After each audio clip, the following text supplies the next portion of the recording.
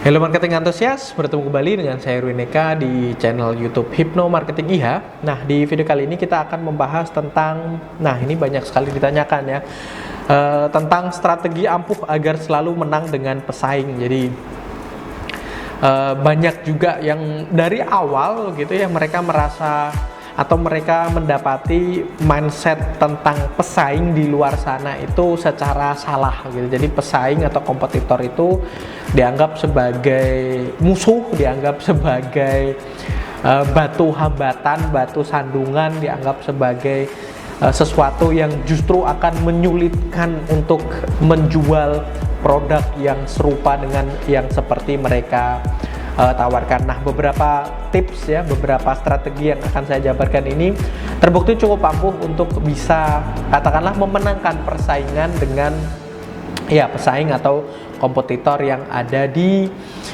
pasaran sana yang memiliki katakanlah produk-produk yang sama. Oke, yang pertama ya, tentu saja kita harus tahu betul tentang pesaing-pesaing yang ada di luaran sana yang memiliki produk atau jasa serupa dengan produk yang kita tawarkan, kaitannya dengan kelebihan dan kekurangan. Dengan seperti ini, ketika kita tahu kelebihan dan kekurangan yang kita miliki produk kita, saya yakin produk itu tidak terus kemudian sempurna 100%. Nyaris sempurna ada, tapi pasti akan ada celah. Nah, itu bisa kita explore, kita bisa gali gitu ya. Ada kelebihan dan kekurangan. Biasanya produk yang nyaris sempurna seperti itu juga biasanya akan cenderung dari sisi harga juga akan sangat tinggi gitu ya. Nah, itu bisa menjadi salah satu strategi supaya kita bisa menang dengan pesaing-pesaing atau kompetitor yang ada di pasaran. Jadi kelebihan yang kita miliki ini, jadikan ini sebagai senjata ampuh untuk memenangkan persaingan, dan sebaliknya kelemahan atau kekurangan yang dimiliki oleh produk pesaing kita, tanpa harus kemudian kita menggembar-gemborkan tentang kekurangan yang dimiliki, tapi kita bisa kalau kita tahu kekurangan yang dimiliki dan kebetulan kekurangan produk pesaing kita itu bisa dijawab oleh produk kita, maka kita akan semakin terbuka lebar untuk memenangkan persaingan. Artinya misalnya dari sisi harga tadi ya, nah sementara produk kita justru lebih terjangkau, nah itu kan akan menjadi satu poin yang cukup krusial untuk memenangkan kompetisi dengan pesaing produk atau jasa yang kita tawarkan yang serupa yang ada di pasaran. Terus kemudian yang kedua, tidak masalah ketika kita belajar dari pesaing, dan ini menjadi suatu hal yang sangat umum terjadi gitu ya. Teknologi yang dikembangkan oleh suatu perusahaan gitu ya, ada beberapa perusahaan lain yang cukup menunggu saja, apalagi sesuatu yang ingin dikeluarkan oleh produk serupa produk yang merupakan notabene pesaing kita tinggal menunggu dan kita belajar dari mereka bagaimana minat pasar, bagaimana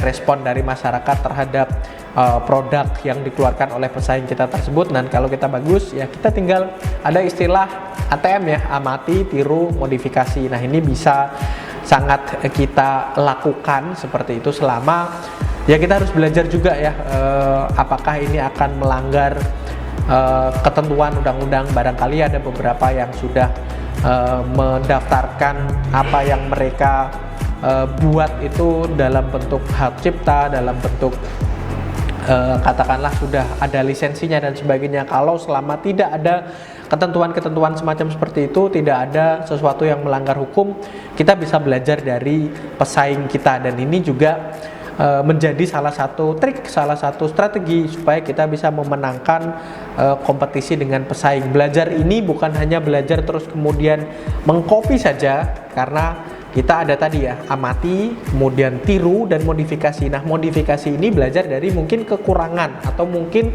hal-hal yang bisa lebih digali lagi, hal-hal yang lebih bisa dimanfaatkan, hal-hal yang lebih bisa dioptimalkan seperti itu. Nah, kemudian ya setelah kita belajar, kita modifikasi, kita juga dari situ modifikasinya kita bisa melakukan sesuatu yang benar-benar berbeda, benar-benar lain, benar-benar katakanlah tidak mengikuti arus mainstream yang ada dari pesaing-pesaing semuanya seperti itu. Dan ini kadang menjadi sesuatu hal yang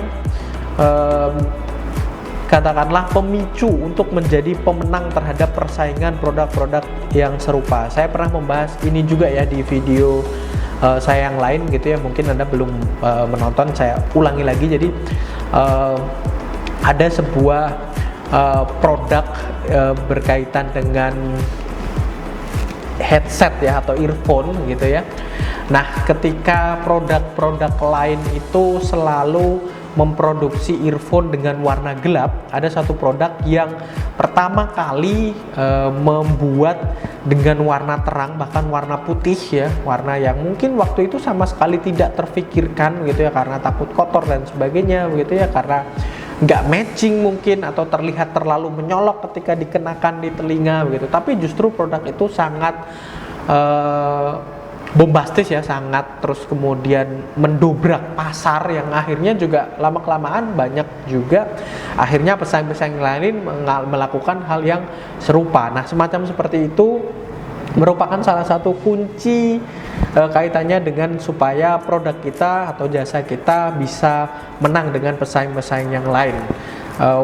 Pemilihan warna yang akan sangat ikonik terhadap produk kita itu tanpa kita sadari ternyata juga bisa menjadi salah satu faktor yang cukup penting, yang cukup krusial berkaitan dengan membuat produk kita ini supaya menang atau supaya lebih mendapatkan sorotan dari masyarakat daripada pesaing-pesaing kita, seperti itu. Terus kemudian yang selanjutnya ya, untuk strategi ampuh ini seperti saya bilang tadi, banyak yang memiliki mindset bahwasanya pesaing-pesaing yang serupa itu sebagai katakanlah batu sandungan, sebagai penghambat berkembangnya produk Anda. Nah, kita balik, justru mereka menjadi lecutan semangat bagi kita untuk lebih getol lagi, lebih bersemangat lagi, lebih bisa untuk mengoptimalkan produk atau jasa yang kita tawarkan. Jadi jadikan mereka motivator, jadikan mereka sebagai pelecut semangat kita. Apalagi kalau notabene katakanlah pesaing kita ini di posisi yang saat ini paling banyak diminati. Nah, kita harus bisa untuk dalam jangka waktu tertentu gitu, katakanlah mereka memang lebih dulu ya menjajakan produk yang serupa dengan produk yang kita miliki. Nah, jadikan itu motivasi selama beberapa tahun ke depan. Pastikan Anda bisa mengalahkan mereka, atau setidaknya katakanlah memang Anda benar-benar baru dan mereka sudah puluhan tahun berkecimpung di produk ini.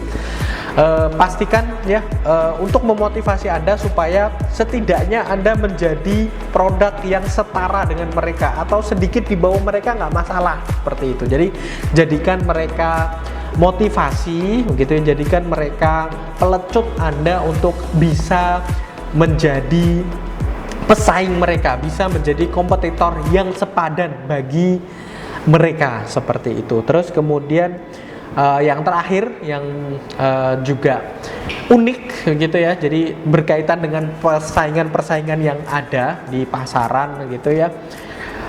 Banyak orang yang justru ya dalam sesi penjualan ini ya, dalam sesi marketing yang mereka lakukan, nah kompetitor atau pesaing yang ada itu justru diberikan penghormatan, justru diberikan semacam katakanlah standing applause atau katakanlah respect terhadap mereka. Dan ini banyak sekali dilakukan gitu ya, antara misalnya katakanlah persaingan antara Apple dengan Windows gitu ya, antara Steve Jobs almarhum gitu ya dengan Bill Gates ya, yang masih dulu ketika mereka masih ini kan saling respect, saling ini. Atau misalnya antara Mercedes dengan BMW, ada beberapa iklan mereka yang justru menunjukkan bentuk penghormatan antara satu sama lain sebagai kompetitor yang justru membuat ide-ide baru, membuat ide-ide segar yang lebih fresh dan sebagainya. Nah, ini juga bisa Anda lakukan, tapi tidak terus-menerus ya. Kalau Anda respect terus-menerus kepada mereka, memberikan hormat, memberikan sanjungan, salut kepada mereka terus-menerus, ya sama saja Anda melakukan endorsement mereka, Anda melakukan iklan terhadap produk mereka. Tapi sesekali Anda lakukan hal tersebut, nggak tahu kenapa itu justru akan menimbulkan image di masyarakat, image di calon customer Anda bahwasanya oh, Anda orang baik, Anda tidak terus kemudian serta-merta kompetitor itu Anda jadikan musuh, Anda jadikan katakanlah seseorang yang ingin Anda perangi terus-menerus, tidak seperti itu. Jadi ada kolaborasi, ada misi sosial, ada yang dimana Anda ingin katakanlah belajar dari mereka, ngobrol sama mereka dan sebagainya. Nah, seperti itu trik dari saya ya, berkaitan dengan bagaimana atau strategi supaya Anda bisa memenangkan persaingan dengan pesaing-pesaing atau kompetitor yang ada di pasaran ya, yang mirip-mirip produknya dengan Anda. Dan mudah-mudahan dengan mempraktekkan poin-poin tadi, justru Anda semakin terbuka lebar, Anda semakin bisa untuk memenangkan persaingan. Oke ya, saya rasa itu. Jangan lupa like, comment, dan share, serta subscribe. Dan kunjungi website kami di masterhypnotis.com.